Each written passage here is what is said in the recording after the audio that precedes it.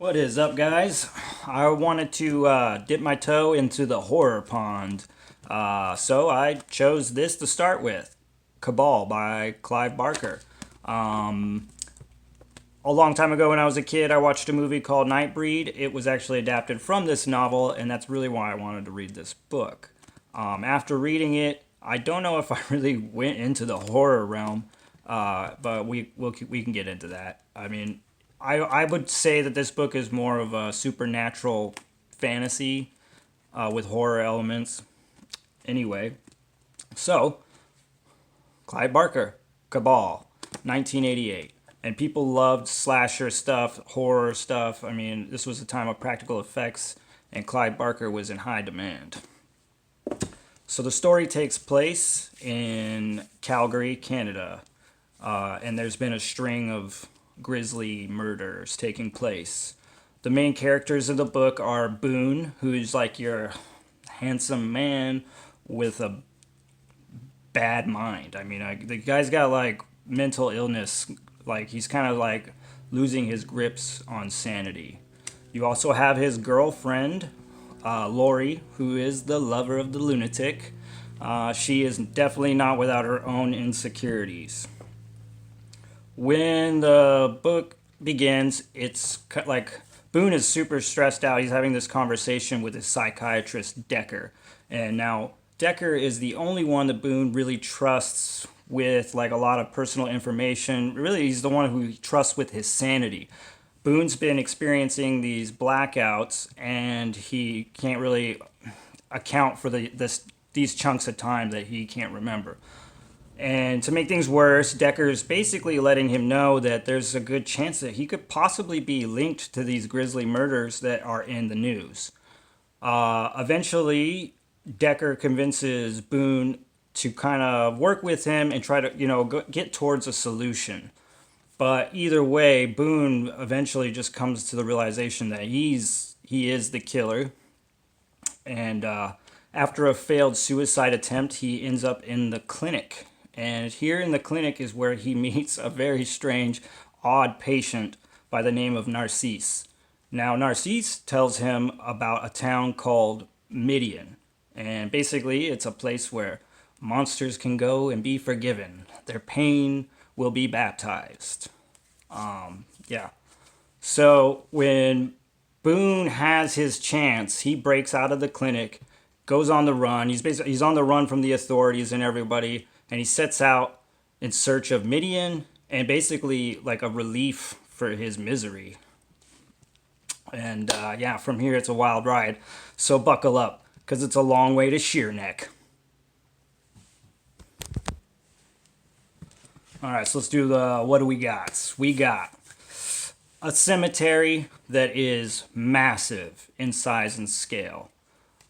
We have supernatural shapeshifters that belong to the dark, a therapeutic twist, a little tribute to self love, toilet pondering, a supernatural money shot. Yep. And prophecies of the night that will usher us in to a royal rumble between men and Midian, leaving us wondering, who's the real monster?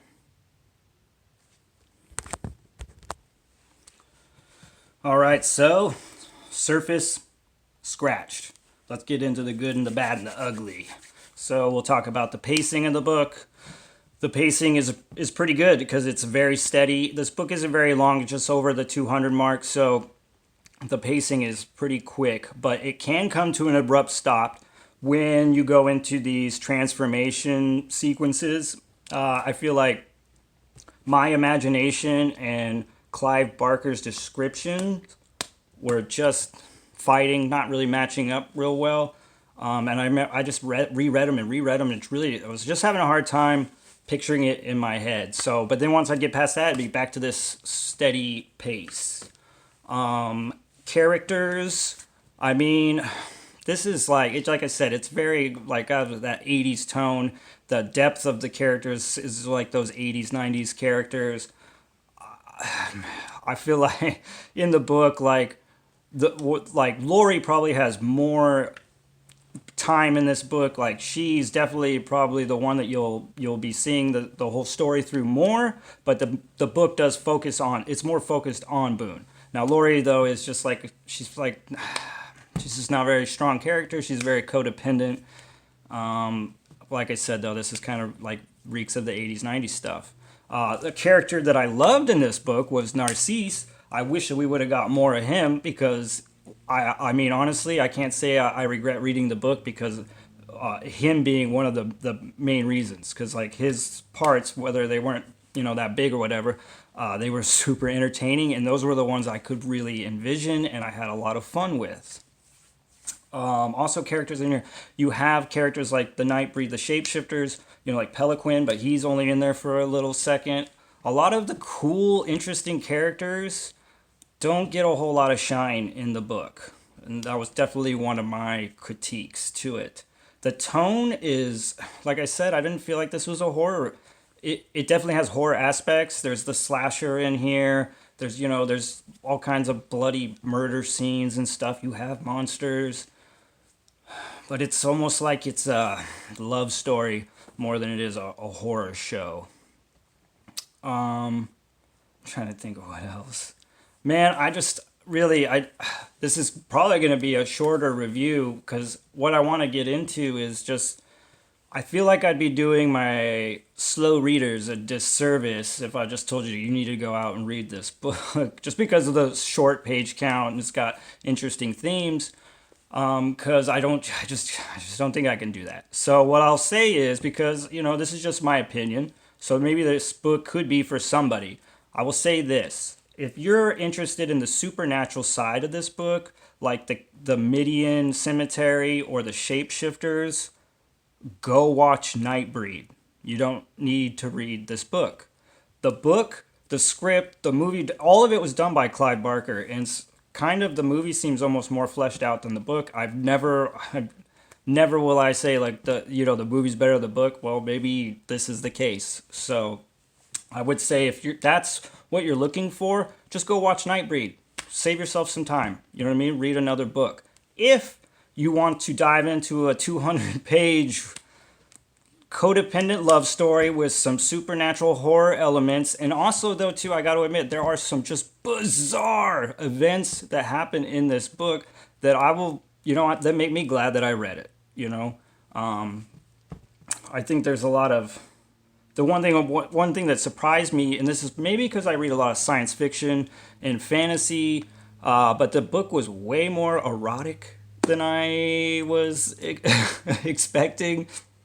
But I should have known better. I mean, given the timeline, I remember growing up, you couldn't watch a movie that didn't have a sex scene in it. You know what I mean? So, yeah, I guess it makes sense in a weird way. I do want to talk about something because I did some research on Clive Barker. I feel like the guy is actually really impressed me in a lot of his interviews. He seems very well read, very well spoken. He does talk about his distaste for the slasher film, like that kind of character, where he always felt like in his movies he was really trying to bring something that couldn't be replicated in real life, and he kind of just he had this distaste for the slasher character. So now what he's done is really he's taken the slasher character and turned him loose in this monster world or whatever. What he's trying to do is kind of show you how absurd all these concepts are, but I feel like it kind of fails a little bit, and it just feels like you tried to write a slasher/monster book that's really a love story. I don't know. It probably sounds like I'm talking a lot of shit, maybe, but I'm not. Like I said, the Nightbreed was huge for me, man. I really enjoyed it, but it had things that the book didn't have. It had the Devil Lewd character, like the dark devil guy that wore like floral patterns. I loved that guy. What's her name? Suna Saji or something like that. It was like the porcupine lady. She was brutally badass and not in the book. So, like I said,